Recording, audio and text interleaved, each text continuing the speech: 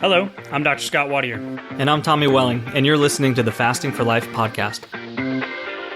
This podcast is about using fasting as a tool to regain your health, achieve ultimate wellness, and live the life you truly deserve.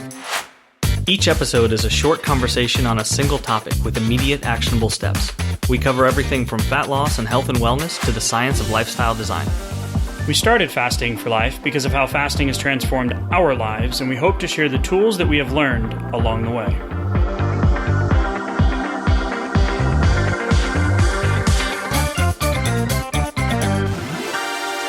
Hey everyone, welcome to the Fasting for Life podcast. My name is Dr. Scott Wadier, and I'm here as always with my good friend and colleague, Tommy Welling. Good afternoon to you, sir. Hey, Scott, how are you? Doing awesome, man. Looking forward to today's conversation. Today, we are going to dive into a quite robust, little bit of a heavy lift in terms of a research article review, and hopefully give you guys some nuanced kind of thoughts and outcomes, but more importantly, some action. So before we go into that article, if you're new to the podcast or if you're looking for some fasting help or how to put fasting into your day-to-day life, you can head over to our website, thefastingforlife.com. If you've been with us for a while, then today's conversation will probably be something you've become accustomed to, where we're going to take a research article, and this is like I mentioned, a robust one. And it's on the impact of meal frequency on anthropometric outcomes, a systemic review and network meta-analysis of randomized controlled trials. Sounds like a family game night, right? Lots of fun. Here we go. So, there's gonna be some good stuff today. So, for sure. Before we dive into that, I want to mention that our next challenge registration link is live. The challenge starts on July 25th and runs through the 31st. You can go to the show notes, click the link for more information. That's going to be July 25th through the 31st. I am super excited about this new 7-day format, Tommy.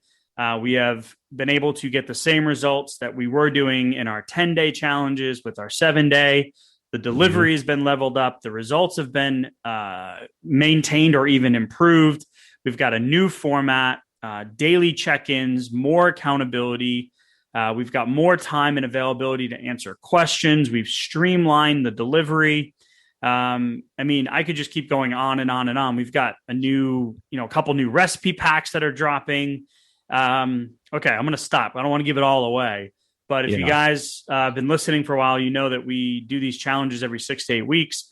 And we're super excited about this one because of all the changes I just mentioned. So if you're looking for more information, go ahead and head over to the show notes. You can click the link or head over to the website. And before we jump into the impact of meal frequency on anthropometric outcomes, Tommy, go ahead and land the plane on the challenge coming up here for us. Yeah, we see some absolutely incredible results during these challenges. So I'm super excited. I'm excited about this format. And like you mentioned, some of the ways that we've leveled it up from all the great ones in the past. And, we took several thousand people through these challenges last year with just some amazing results.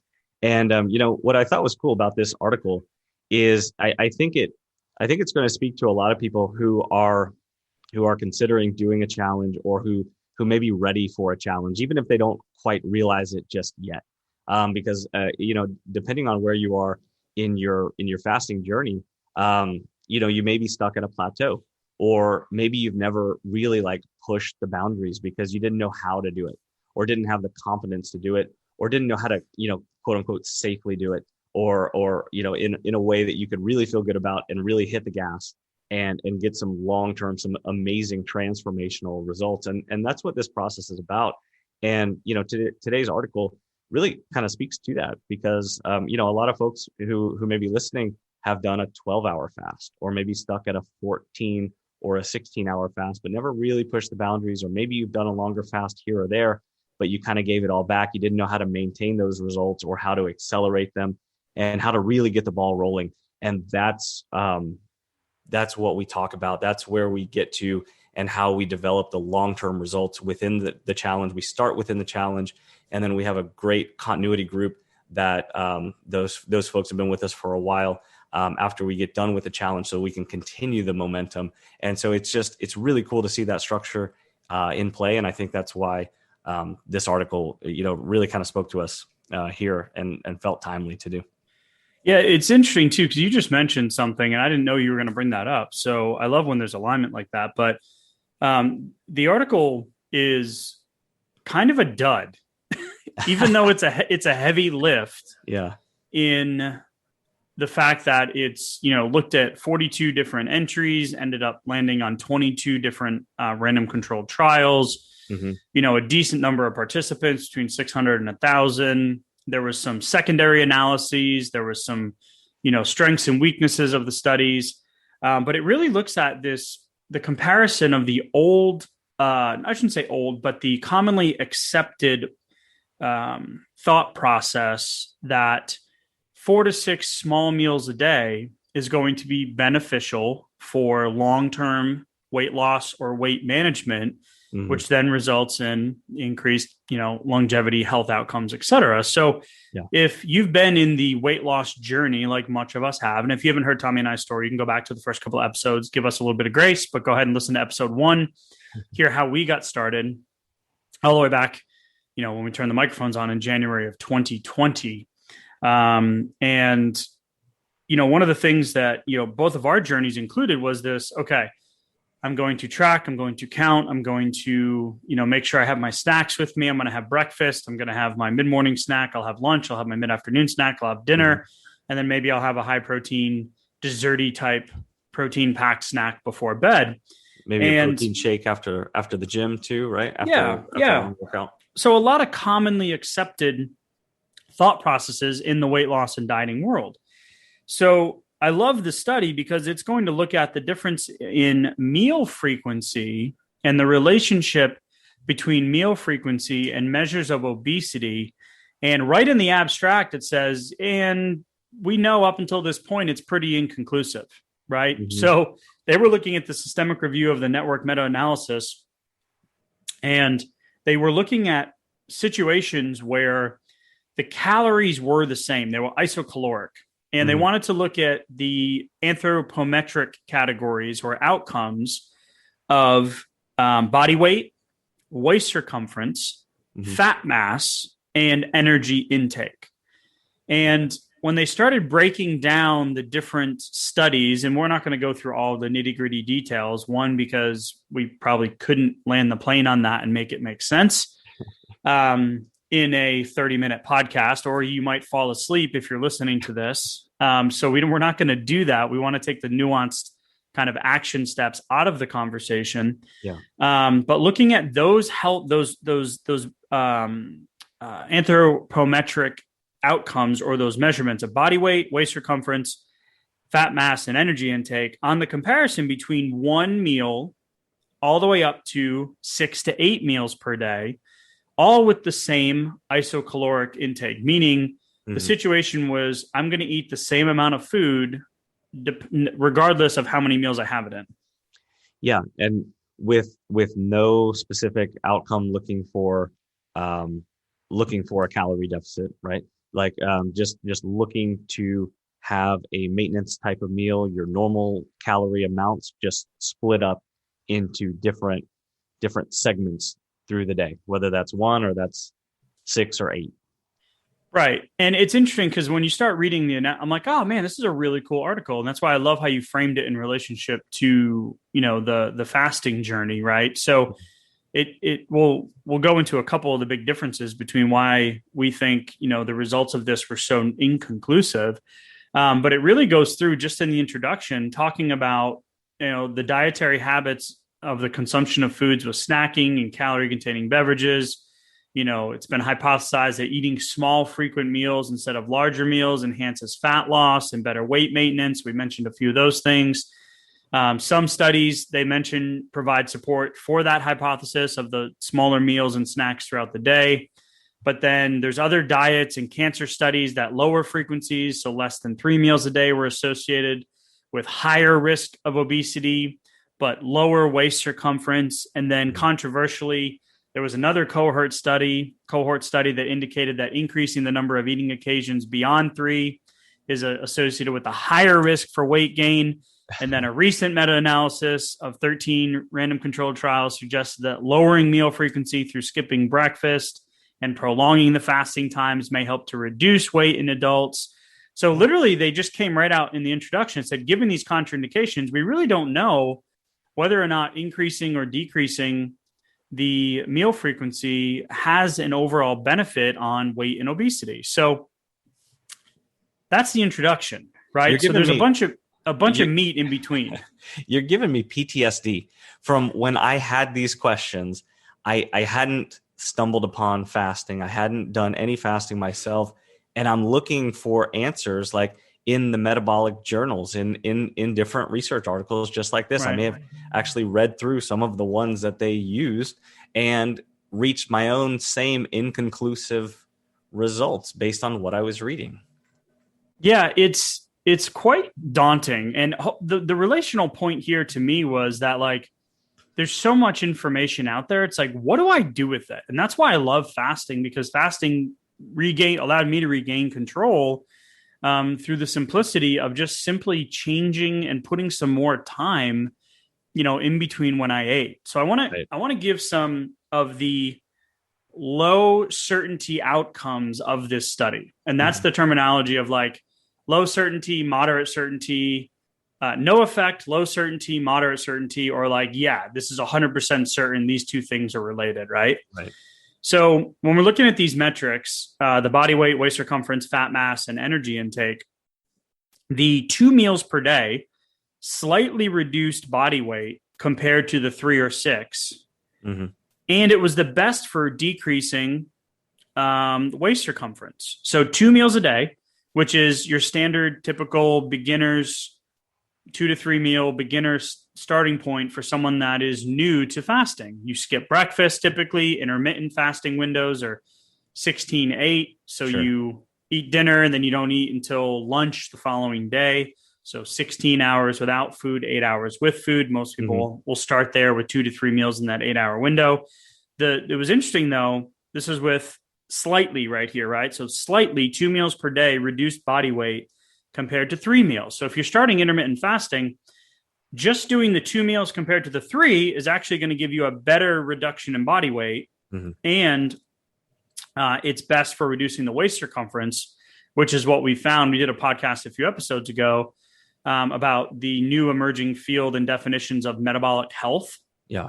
And, fasting is powerful. It's not all about the scale and the weight loss, but that's a side effect of using fasting, is losing the weight. And that's why most people come to fasting in the first place. So the waist to height circumference ratio and metric is really starting to emerge as a much more potent indicator of overall health and longevity and wellness than like the old BMI chart, for instance. Sure. So I love that right from the, low to moderate certainty that 2 meals a day is better than 3, and that it's best for decreasing the waist circumference. Yeah. Without any deliberate caloric deficit there. I'm going to keep underlining that point because, it also matters too. But yeah, definitely some promising data there and these studies, just to clarify, were all at least 2 weeks long. I believe the average was somewhere in the 4 to 6 week range, but at least 2 weeks in duration. Yeah, it was interesting in the body weight category too. No effects were observed when 3, 4, or 6 meals per day were compared to the 8 meal per day. So just a lot of kind of wishy-washy. We think this might, not really. So when it comes to waist circumference, 1 meal a day, when it comes to fat mass, which is another one of the categories, 1 meal per day reduced fat mass the greatest compared to 3 meals per day. And it was actually also the best for reduction in body weight. So 2 meals per day slightly reduced body weight, right, compared to 3 or 6. 1 meal per day was actually the best for reduction in body weight. And also, secondarily, it was the best for reducing fat mass when compared to the 3 meal per day. So I love your point that you're going to underline again. Insert Tommy's comment here. Yeah. Without a deliberate effort to have a calorie deficit. But one meal a day is going to typically end up going in the calorie deficit direction much more easily than 2 or 3 meals a day, right? Yeah, and that's why we love the 1 meal a day or the OMAD frequency. If you're looking for some sustainable weight loss, some wins under your belt quickly, you've tried intermittent fasting, you've tried the 16-8 window, and it hasn't really done much, or maybe you've plateaued. Well, yeah, then pushing the window a little bit to that 22 to 24 hour mark, or the 1 meal a day, right, even without the restriction, right? If you're trying to consume your body's complete caloric need in that 1 meal, that's a really hard thing to do. Yeah. Unless of course you're eating the really caloric dense, rich, processed, fast food, restaurant food type situations with drinks and desserts and all that kind of stuff, you can get there, or eating the whole, the 2 for $10 Domino's pizza. Yeah, you can probably get there too, but you're not going to do that very often because you're not going to feel great.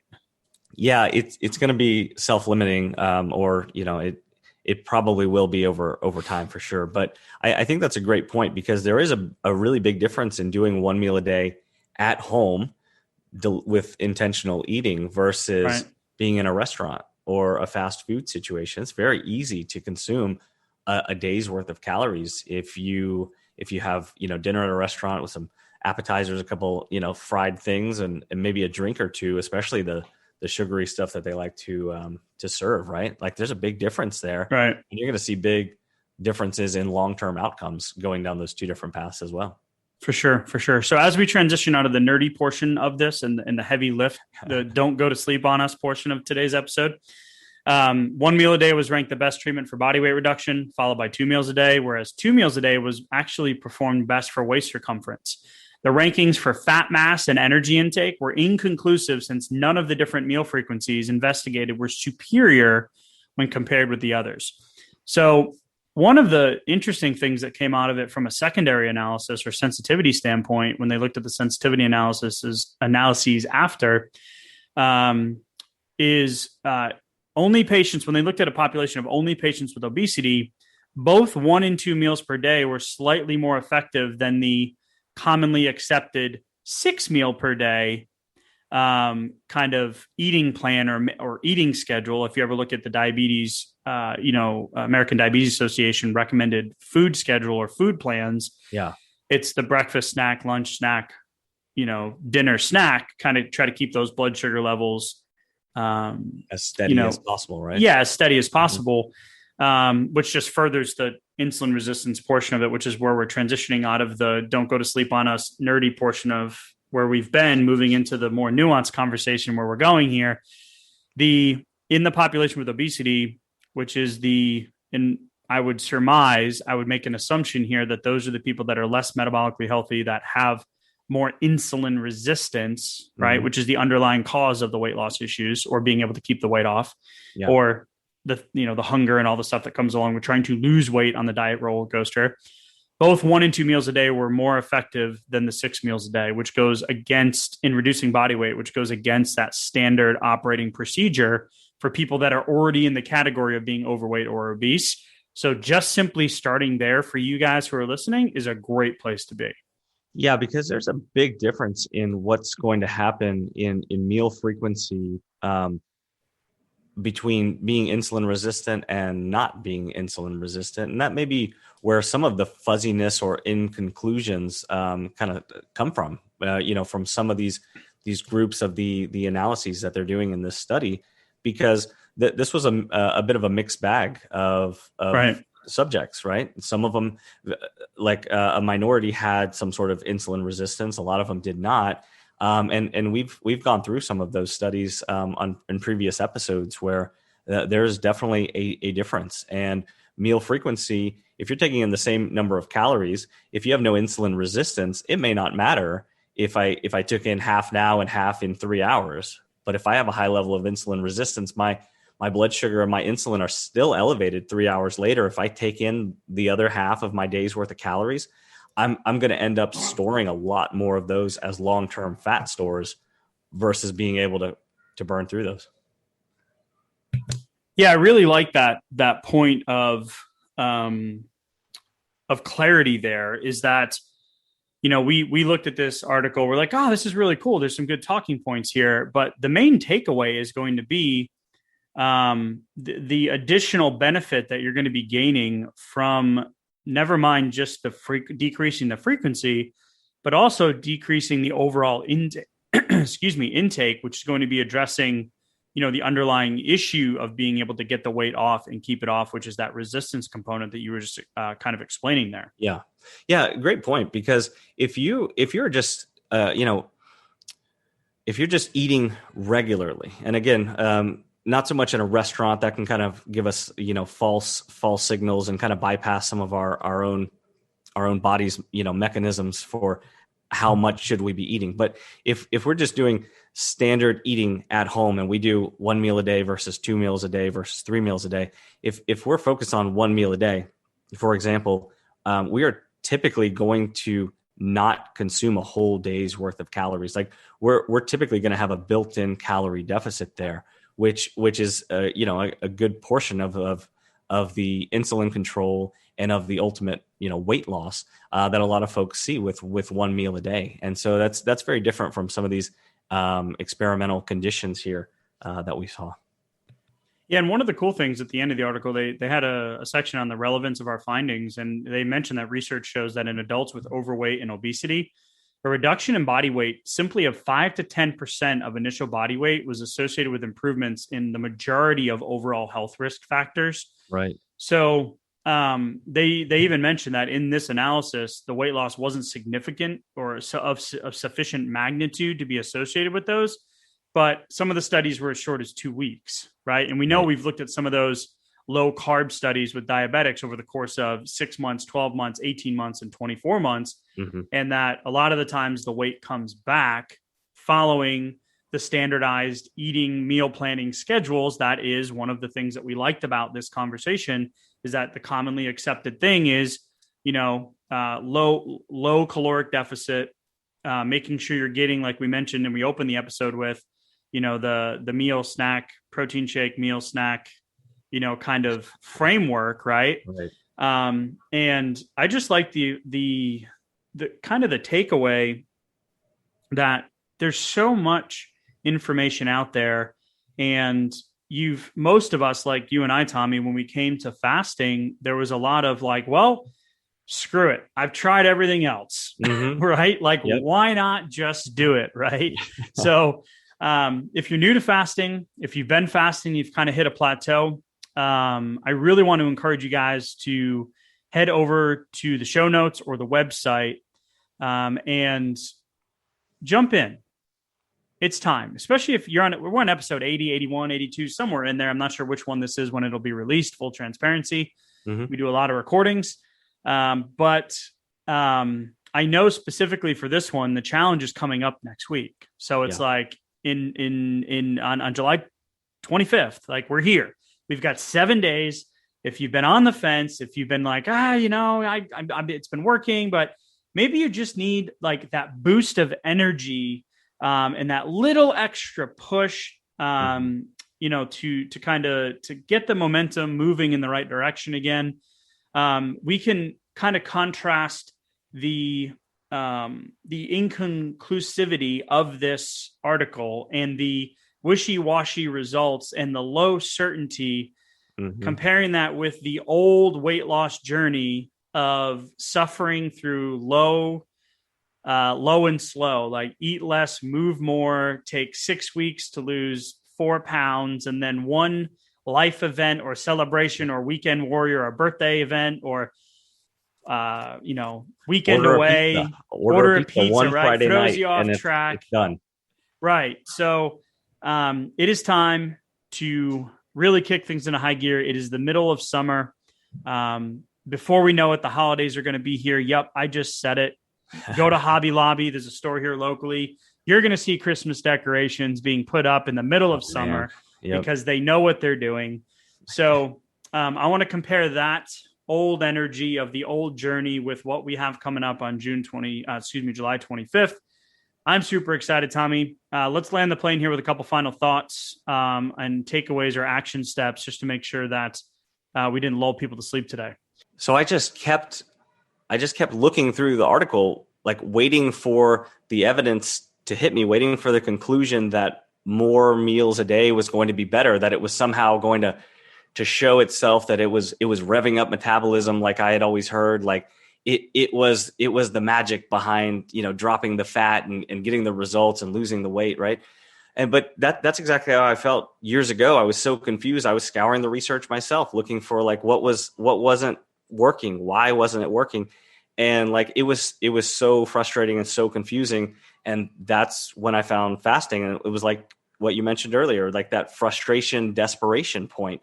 So if you're listening to this and you're thinking, why isn't fasting working right now for me, or why can't I lose the weight? Why isn't this working?